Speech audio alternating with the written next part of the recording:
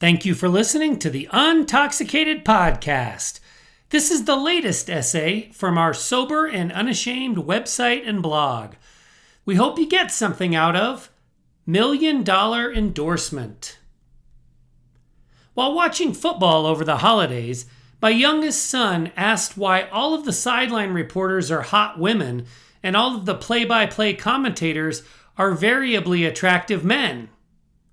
Sexism, I responded without hesitation. It's bothered me for years. These broadcasts are just money-generating engines, and I'm sure that networks have done focus groups. I think dudes are just uncomfortable being informed about football from chicks, except the cute ones who fawn over the winning quarterback.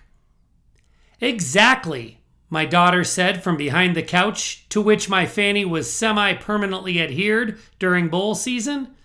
I didn't even know she was in the room. Had I known, I might have used a different word. Females in their early to mid-20s have strong opinions, and they are pretty unified about reserving the word chicks for babies with feathers. Other than that, my message would not have been different had I known she was listening. Either way, it is hard for me to describe how it felt to have her agree with me. At first, it was like the jolt of joy you get when you put on your jeans for the first time in the fall and find a $5 bill in the back pocket. But the more I have thought about it, the more her one-word reaction means to me. It has been a long time since she felt comfortable endorsing my opinion. I got sober when she was a freshman in high school. Even before she was old enough to understand addiction, or even really know what alcohol was, she learned that her father was unsafe. I'm not referring to physical safety. She watched me compulsively check the door locks and stove burners at night. She chuckled with her mom and brothers about my obsessive behaviors to provide physical protection to our family. I was dangerous in other ways. She knew that laughter and silliness might be encouraged one minute, then considered intolerable the next.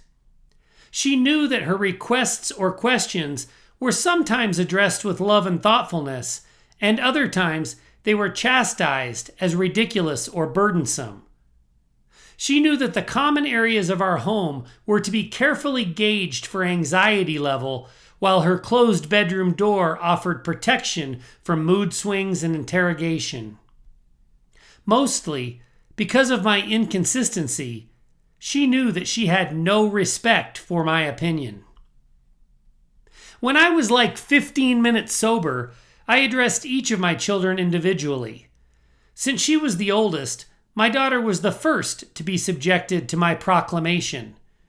I explained that I suffered from a very common disease and that I was pursuing the cure through sobriety. I explained brain chemistry and societal conditioning and marriage distress and the support I would need for my recovery. It was like lighting her on fire than telling her I was an arsonist. My message would have been better received if I had told her chicks were too stupid to call football games. My alcoholism hurt her badly and for her whole life.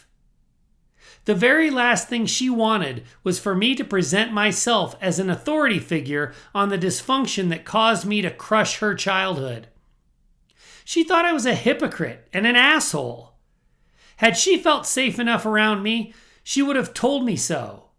Instead, she nodded her head and prayed for me to stop talking. Sometime during the ensuing decade, my daughter started yelling at me about the ways I hurt her, both previously and presently. I was devastated. I called my therapist friend, who assured me that her aggressiveness and anger was good news. It meant she was starting to feel safe enough around me to tell me how she really felt. And I thought I had addiction and recovery all figured out. Silly me. It had not yet occurred to me to celebrate being yelled at. My daughter is now a young adult during a housing affordability crisis. She is a new teacher during an era in public education that lacks behavioral consequences for students and pins all the blame for poor test scores on teachers. She is coming of age in a time when democracy and capitalism are so distorted and dysfunctional that her generation is seeking even less tenable alternatives. I've seen some shit. I've lived through some adult struggles and avoided others. My job as a parent to a young adult is much less about parenting and much more about serving as a valuable resource. I know to speak when spoken to and how unwelcome my unsolicited advice can be. I am a library open 24/7 for VIPs with my last name on their library cards. Like references on a job application, my opinion is available upon request. If she likes what she sees when considering my objective, my experience, and my education, she just might ask. Hearing the endorsement of my opinion about football broadcast discrimination might not sound like much. It might seem easy for her to agree with me when I take a position in defense of women's rights, well, with her being a woman and all. But we've come from a place where the sound of my voice would stand up the hairs on the back of her neck.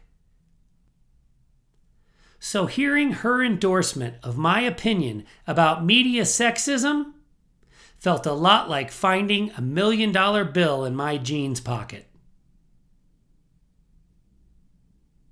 Thank you for listening to this latest essay from the Sober and Unashamed website and blog.